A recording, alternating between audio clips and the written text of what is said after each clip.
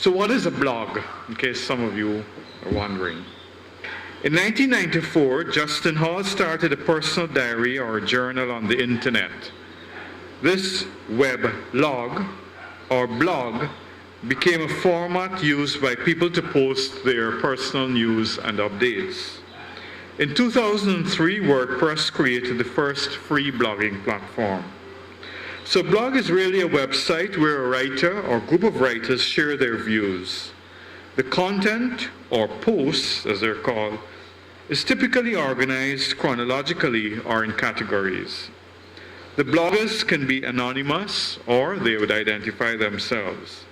Some bloggers restrict access to their blogs, others can make their blogs public. Microblogging now refers to posts on social media such as Twitter and Facebook. Blog posts are usually unedited. Some bloggers encourage comments and feedback on their posts, and bloggers will typically vary the frequency of their posts. So Guyana blogs. Many Guyanese have started blogs for different reasons.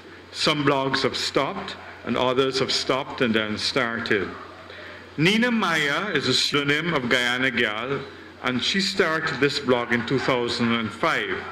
And her blogging profile is really interesting. This is what she said. I can tell you stories, true stories, like my grandpa, my nanny, and Chacha used to do, and their ancestors too.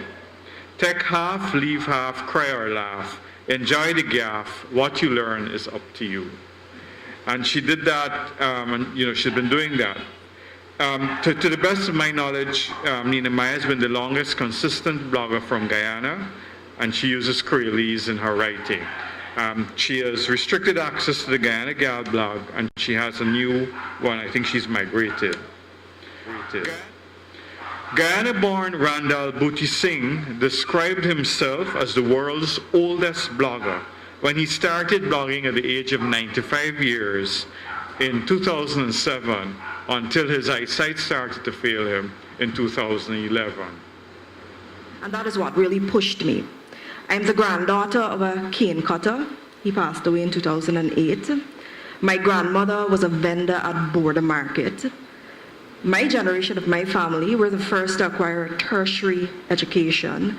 And my grandmother, my nanny, she looks at me sometimes and she doesn't really fully understand me.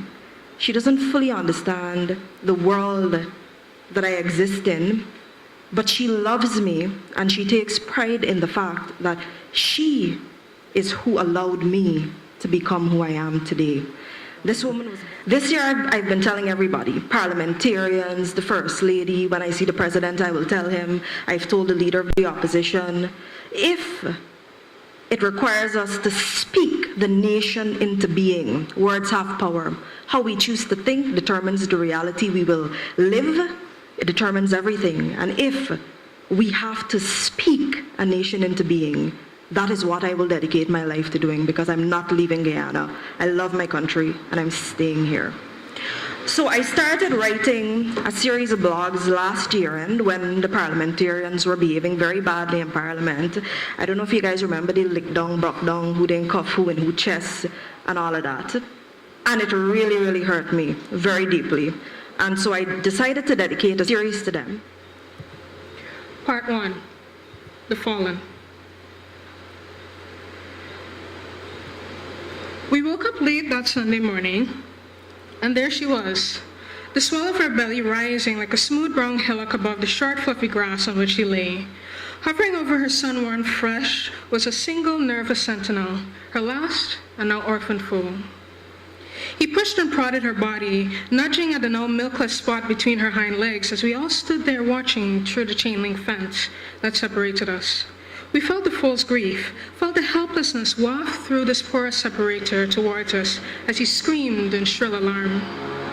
We wanted to help him. Goodness knows we did. We wanted to pick him up and lead him somewhere safe, but where was safe? This was not like America or England or Germany. We couldn't dial a few numbers and summon a wailing veterinary ambulance to whisk away this crying child.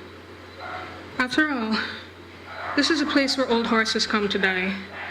where dogs, their necks twisted backwards and bodies crushed under speeding wheels, fester and mummify on the sun-baked asphalt until, at last, they become one with the roadside dust. I want to read from my blog, The Execrable and She Blaming, simply because I think that it's very alarming, the situation that women face in our country.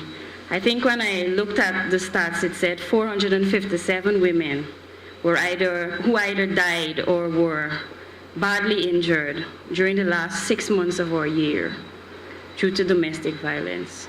So this is The Execrable and She Blaming. And just like that, I was sailing down the Execrable again, this time bothered only by the thoughts of screaming women. I wonder if we could ever be like this river, ever be able to swallow and release at our own will, ever be able to stretch freely over rocks louder than ourselves.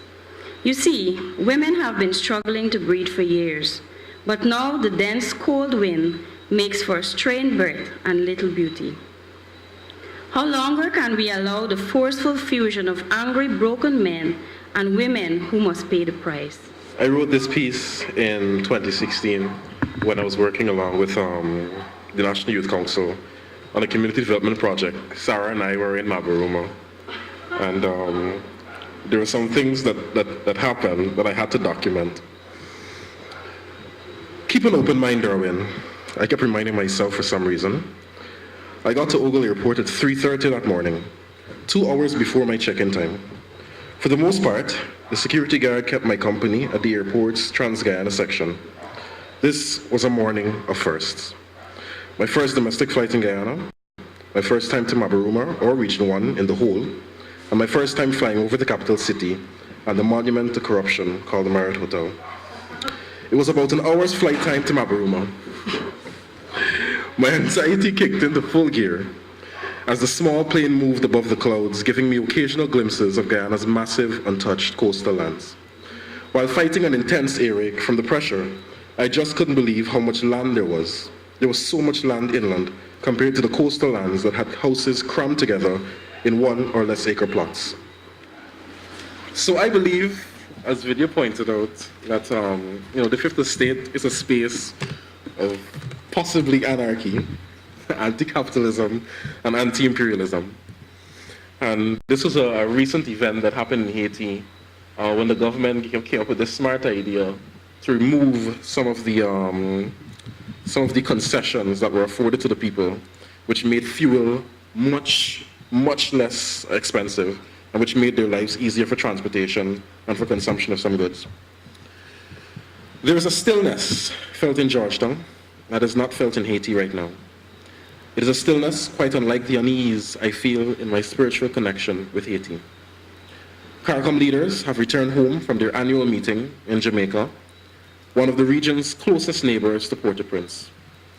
I'd also hope that those leaders felt uneasy, sitting, eating, passing gas among Haiti's president, even as his country burns.